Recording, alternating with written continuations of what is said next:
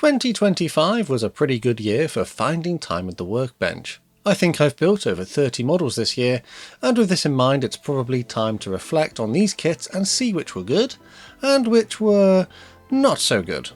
So in this video, join me on the workbench as I take a look back at the 5 worst model kits I built this year.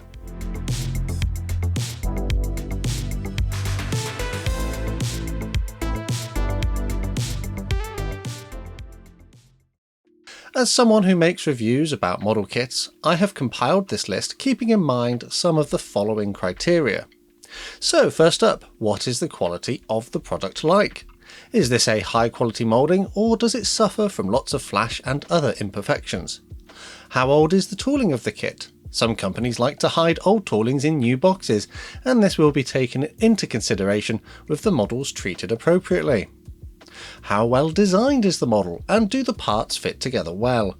Or does the model need a lot of work to make it look acceptable? Finally, how many marking schemes does the model come with, and are any included decals printed to a high quality? Of course, I can't just base my opinions on something without having also built it, so I will also be considering my own experience of the kit.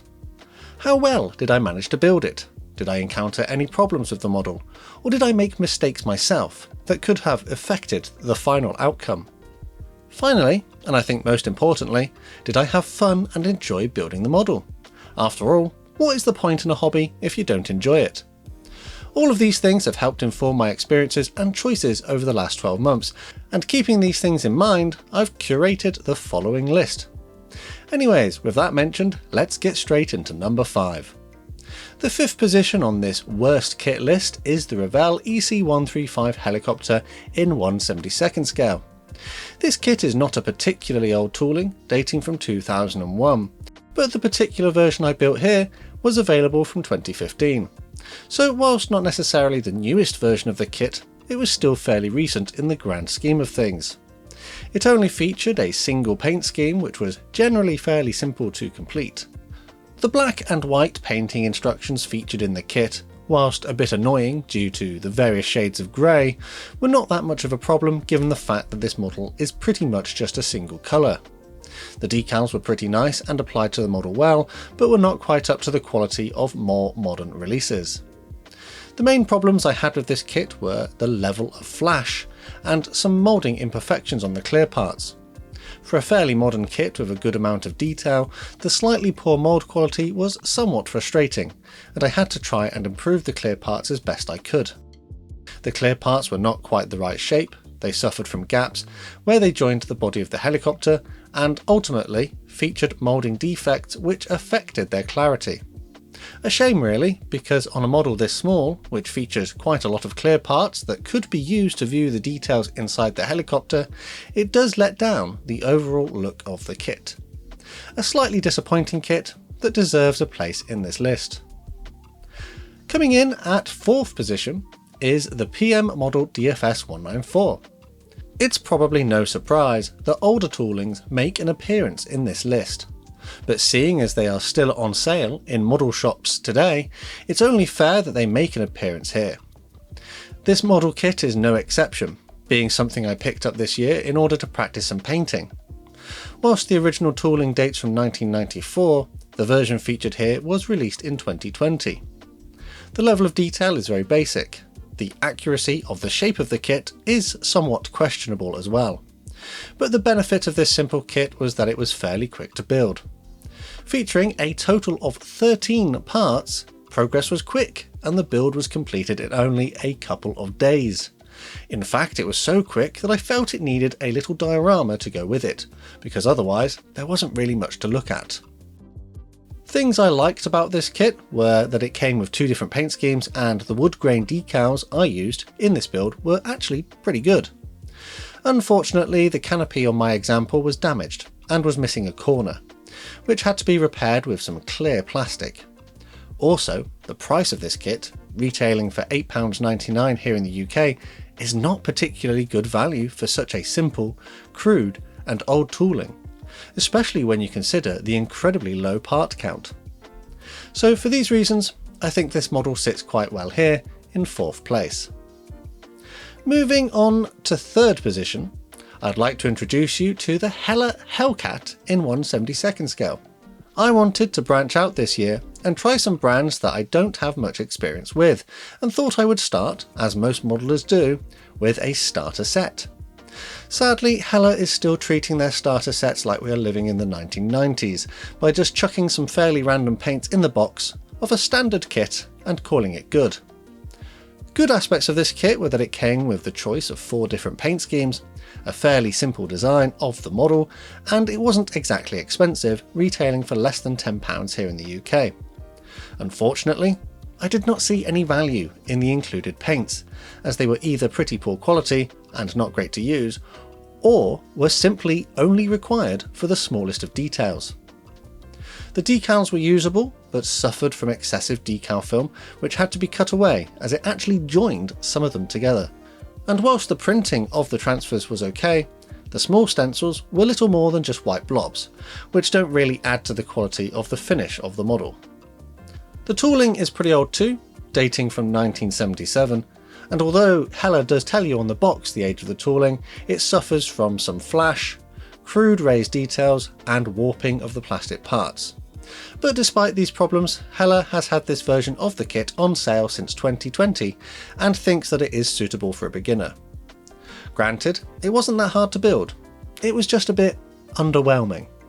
It's probably worth mentioning too that the suggested paint colour is far too vibrant and should be a much deeper, darker blue, but I suppose Hella doesn't make that particular shade of paint. Hella isn't completely to blame for everything wrong with this build though, and because of my basic inability to read instructions, I glued the engine cowling on upside down, with the vent flaps on the underside rather than at the top. A dumb mistake which could easily have been prevented by just taking a bit more time. So for these reasons, it's not one of my best builds this year, and it sits comfortably in third position. Before I move on to the top 2 places of the worst kits I built in 2025, I think a few honourable mentions are in order. The first honourable mention is the Revell Boeing 747 in 1/390 scale. If you want a reasonably simple model of a Boeing 747, then you should look no further than this. But do be prepared for some fit issues, crude details, flash, and ejector pin marks that might need some attention. This kit is generally a little wonky, and takes a bit of work to make it look nice. But it does feature fairly decent decals, and a display stand, which I particularly like in my kits, so I can have them in a flying pose. Unfortunately, it is probably no surprise that this is also an older tooling from 1972 that is still available today. It could be a good project to practice some skills on, that is of course if you find one for a good price, as it does seem that many sellers definitely mark this one up a bit, so make sure you shop around for the best deal. Another honourable mention would be the Airfix Spitfire and Typhoon club kits from 2024. So these are probably the most recent toolings featured in this list this year, and I actually think the kits are pretty decent. It was really cool to have 2 D-Day themed aircraft in the club kit pack for last year, and they were genuinely a pleasure to build, for the most part. The only reason I feel I need to mention them here in this list was due to their decals. The decal quality was lovely, with the printing and production being handled by the Italian company Cartograph, so they were up to their normal high standard. Unfortunately, the problem lies with their design. I got the impression that these kits were a little rushed into production, because there were errors with the D-Day stripes on both aircraft. The Spitfire was missing cutouts for the reconnaissance camera, whilst the Typhoon featured cutouts on the fuselage for the ID codes that actually shouldn't have been there. The stripe decals were also pretty hard to apply, and left some wrinkles when cured. In hindsight, I should have just painted the stripes on, but I wanted to experience them for a fair review. So yeah, lovely models, shame about the stripes. A final honourable mention goes to the Italeri Panther in 1/72nd scale. This one was very annoying, because the box made you think this was a new release last year. This version dates from 2024, and the box was very stylish and featured great artwork. Sadly, inside the box was an older Esky tooling from 1974, and it did not feature parts to replicate the vehicle illustrated on the box or in the painting instructions. It's bad enough to hide an old tooling in a new box, but to then not provide the modeller with the parts needed to replicate the kit featured in the artwork is a whole other level. Granted, Italeri does tell you in the instructions how to scratch build the missing parts, in particular the skirts on the side of the tank, but in my opinion, when you are spending nearly £15 on this kit, why were they not included? Fortunately, my modelling friend LPJ Models was able to knock up some replacements in CAD for me in about 45 minutes, which I 3D printed at home to add to the model. I didn't hate the build of this kit. Actually, I really like the way it looks.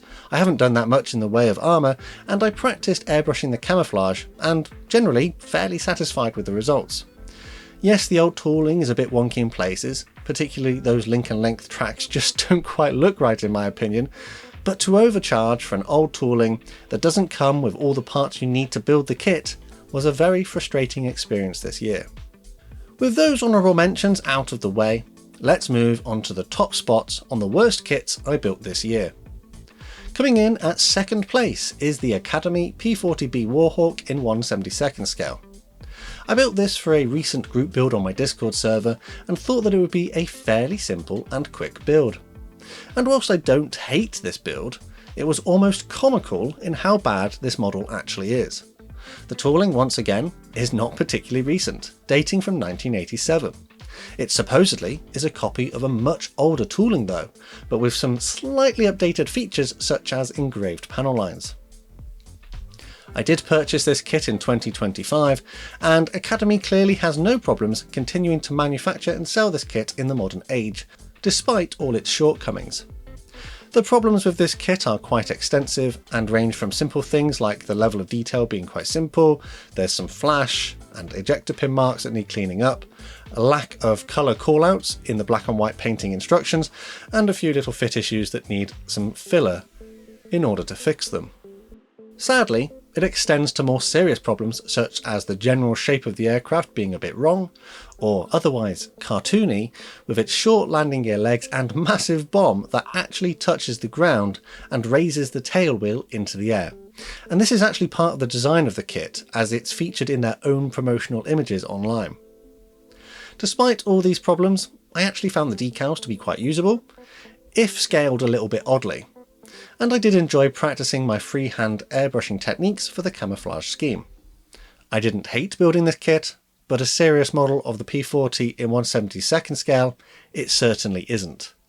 Considering you can get much more accurate versions of this aircraft from other manufacturers for only slightly more money, I would only recommend this kit if you wanted something cheap to play around with. And with that, we move into the top spot for the worst model kit I built in 2025. It's probably no surprise that a Mistercraft model would make this list, and in the top spot I'm going to place the Devotine D520 in 1/72nd scale. It's kind of crazy that this was actually the first model kit that I built in 2025, and nothing else that I built during the year could actually top it for being the worst model. So, where do I begin? Mistercraft is well known for creating plastic model kits that are generally a bit tatty, crude, old, and perhaps the cheapest rebox toolings they can get their hands on. This fits all of those criteria quite comfortably. So this Mistercraft kit had been sitting in my stash for a little while, with its original release back in 2016. But the model kit inside is actually a Hella tooling from 1965.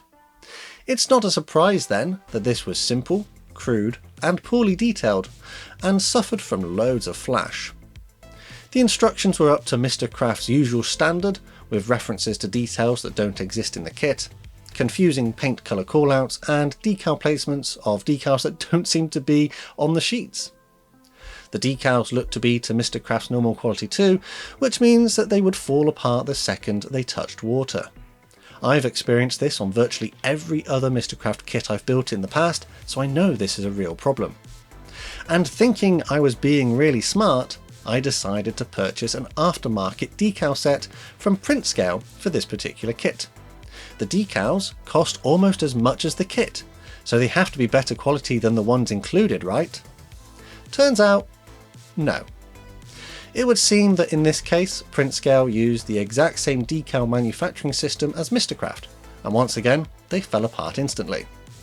I did try and save them using microscale liquid decal film, which stopped them from falling apart, but ultimately they just struggled to settle into the surface of the model and they look a bit bad.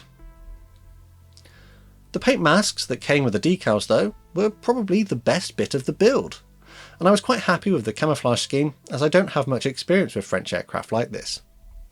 I think old kits like this can be a good learning experience, and mistakes made on these kits can help prevent them from happening on more expensive, higher quality models. But it can still be very disappointing when you spend quite a bit of money on something that is objectively a poor quality product.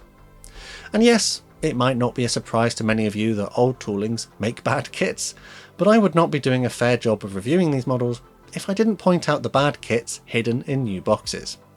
Until manufacturers start being more honest with their products and telling us the tooling dates on their boxes, I fear my annual summaries like this will continue to be populated with old toolings dressed up as new releases. And with that, I think it's time to end this video here. I have thoroughly enjoyed building most of the models that have made their way onto my workbench this year. And for a comparison to this video, make sure you check out my best builds of 2025 as well. I'd like to thank everyone who has supported the channel this year, from my Model Club members here on YouTube and Patreon, to those who've supported the channel in other ways, and everyone who has watched, commented, liked and shared. To find out more about becoming a Model Club member, or how to support the channel in other ways, check out the links in the description. If you would like to come on this modelling journey with me and join our growing community, make sure you subscribe with notifications turned on so you never miss a modelling video. Finally though, a massive thank you to you for watching this one. Let me know in the comments what your modelling plans are for 2026, and I will see you on the workbench again soon.